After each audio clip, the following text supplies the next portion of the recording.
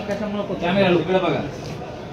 मी आज उद्धव बाळासाहेब ठाकरे गटाला रामराम करून आदरणीय उपसभापती नीलमताई गोरे, आदरणीय महाराष्ट्र राज्याचे मुख्यमंत्री एकनाथजी शिंदे साहेब आणि ह्या बीड जिल्ह्याचे आमचे दोन्ही जिल्हा प्रमुख सचिन भाई मुळूक आणि अनिलदादा जगताप यांच्या नेतृत्वावर विश्वास ठेवून मी बाळासाहेबाची शिवसेना यामध्ये विचार केलेला आहे जाण्याचा आणि ते लवकरच होईल।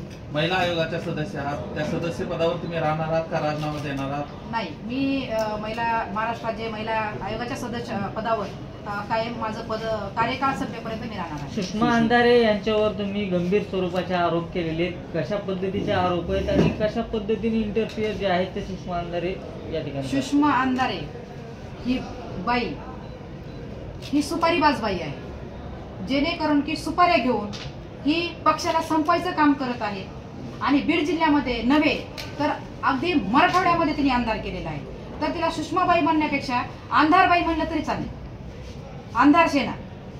मात्र याआधी सुषमा अंधारेचं खूप कौतुक तुम्ही करत होता, स्वागतही मोठ्या प्रमाणात तुम्ही केलं, आता अचानक असं काय तुम्ही बाई म्हणताय? मी एकदाही ज्या बाईने हिंदुत्व स्वीकारलं नाही, जी बाई देवी देवतावर बोलायची, त्या बाईचं मी कधी स्वागतही केलं नाही आणि तिला मी कधी स्वीकारलेलंही नाही।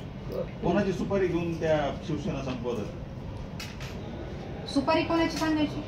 तुम्हाला सगळं माहिती आहे ना बीड जिल्ह्यामध्ये काय कारभार चाललेला आहे। अनेक अशी लोक आहेत, अनेक असे पदाधिकारी आहेत जे तिला कंटाळून दुसऱ्या माझ्या बाजूलाच अनिलदादा असतील, या ठिकाणी बरेच असले आणखीन पदाधिकारी आहेत ते इथं उपस्थित नाही आहेत, ते बरेच लोक शिंदे साहेबांकडे आलेले तिच्या ब्लॅकमेलिंगला कंटाळून। पदासाठी पैसे देखील घेण्याचा तुम्ही गंभीर स्वरूपाचा आरोप केलेला आहे, त्याचे काय तपशील तुमच्याकडे आहेत, कशा पद्धतीने? हे बघा, मी जेव्हा जिल्हा संघटक म्हणून काम करायची, ज्या परिवारात मी काम करायची, त्या परिवारातल्या मला काही ना काही गोष्टी कानावर तरी पडत असते, कारण की चर्चा असायच्या की त्यांनी 30 लाखाचे म्हणजे अनेक मोठ्या मोठ्या रकमा आहेत त्याच्या मागण्या केलेल्या आहेत आणि त्या जर नाही दिल्या तर आता 6 महिन्याला जिल्हा प्रमुख बापासाहेब जाधव पासून त्यांनी धोंडू पाटलापासून आता आणि किती नाव अनिलदादापासून आणि किती कार्यकर्ते आहेत, भरपूर असे जिल्हा प्रमुख आहेत, त्यांना देशोधडीला लावलेलं आहे, त्यांचं राजकीय करिअर त्यांनी म्हणजे संपवलेलं आहे। हे तुम्ही सगळ्यांनी अख्खा महाराष्ट्र बघतोय, मराठवाडा बघतोय, बीड जिल्हा बघतोय। मग ज्या वेळेस ते पैशाची मागणी करत होत्या त्यावेळेस तुम्ही उद्धव ठाकरे यांना का नाही कळवलं किंवा तक्रार मात्र नाही? वारंवार वरिष्ठांकडे तक्रार केलेली आहे, त्या बाईचा हस्तक्षेप संघटनेमध्ये नकोय आम्हाला। ती बाई जरी उपनेता असेल, अंधारेबाई जरी उपनेता असेल, ठीक आहे, आम्ही तिचा आदर करू, त्यांचा सन्मान करू, त्यांचा सत्कार करू, मेळावा असेल तर मेळाव्याला बोलू, पण संघटनेमध्ये जे ते इंटरफेअर करतात ते योग्य नाही आहे, कारण की त्यांचं कामच आहे।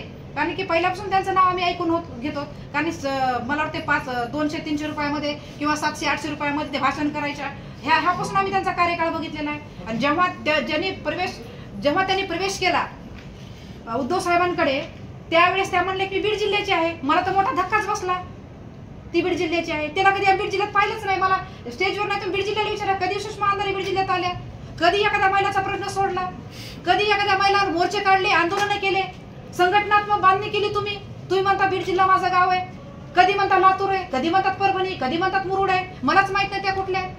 आणि बीड जिल्ह्यामध्ये येऊन तुम्ही विनाकारण मी तर बॉस आहे, मी उपनेता आहे, आता पक्षामध्ये 48-40 उपनेते असतात, माझा फोटो तुम्ही का टाकला नाही म्हणून तिकडच्या विंगला सांगायचं की माझा फोटो तिकडे टाकत नाही, तुम्ही ह्यांचा कोणाचा फोटो टाकायचा नाही। मग त्यांची टीम आहे तिकडे, अंधार टीम, अंधार सेना, ती अंधार सेनानी सगळं वाटोळ करून टाकलंय। मग त्यांच्या जाचाला कंटाळून तुम्ही हा निर्णय घेतला? बिलकुल, मी सुषमा अंधारेच्या जाचाला नाही, त्यांच्या अतिरिक्त म्हणजे त्यांचा ॲडव्हान्सपणा जो आहे पक्षाबद्दल, म्हणजे जाणीवपूर्वक मानसिक त्रास देणे, विनाकारण पद काढण्याच्या धमक्या देणे, उद्याचा सामना वाचा म्हणणे, तुम्ही कामच करत नाही, तुमचं कामच नाहीये, मी वरिष्ठांना कळवते, अशा पद्धतीने धमक्या दिल्यानंतर मग काय करायचं? नेहमी तुमचं पद वाचावं म्हणून तुम्ही इकडे प्रवेश केलाय का? माझं पद वाचावं म्हणून नाही, तर अतिशय माझ्या महिला आघाडीमध्ये त्यांनी एंटरटेनमेंट करायचं, या ठिकाणी महिला आघाडी नाही म्हणून वरिष्ठांना कळवायचं। आता मी त्यांना स्वतःला दाखवून देणार की महिला आघाडी मराठवाड्यात किती आहे आणि बीड जिल्ह्यामध्ये किती आहे, हे तर फक्त माझे पदाधिकारी, आणखीन पदाधिकारी आले नाही। ताई, मागच्या काळामध्ये एका जिल्हा प्रमुखांनी त्यांना 2 काळी तिलक लावल्याचा दावा केला होता, प्रत्यक्षदर्शी तुम्ही नाही, त्यांनी 2 लावल्या, 4 लावायला पाहिजे होत्या।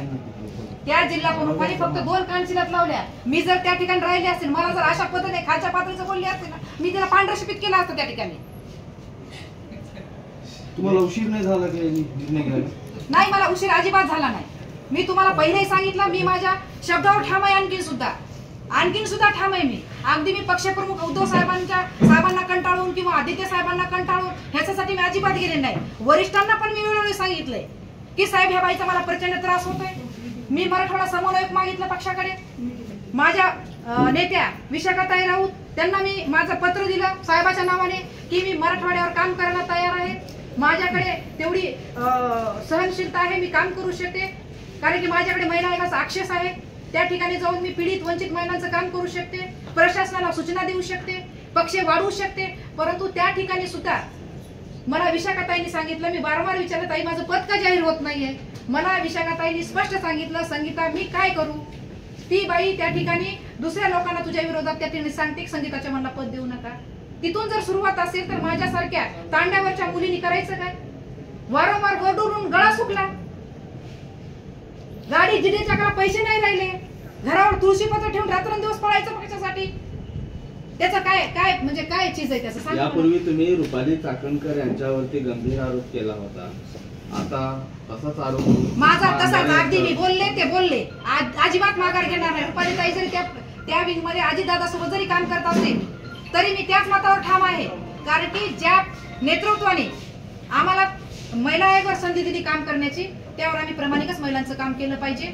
आणि मी स्वतः महिलांचं प्रामाणिक त्या ठिकाणी काम केलेलं आहे. काय सुषमा अंधारेंना इशारा असा तुमचा? सुषमा अंधारेंना माझा एवढाच इशारा आहे, त्या नेहमी पक्ष नेतृत्वावर बोलत असतात, नेहमी त्या शिवसैनिकावर बोलत असतात, म्हणजे इकडे बाळासाहेबांच्या शिवसेनेबद्दल. परंतु आता सुषमा अंधारेला एकच माझा इशारा आहे, कारण की तुम्ही जर अशा पद्धतीने एकनाथ शिंदे भाई असतील, मी ज्या ठिकाणी आता प्रवेश करणार आहे त्या ठिकाणी वरिष्ठ नेते असतील, त्यांच्याबद्दल जर तोंड पाडून जर बोलाल तर याद राखा, कारण की त्या ठिकाणी तुम्हाला चोप दिल्याशिवाय मी राहणार नाही.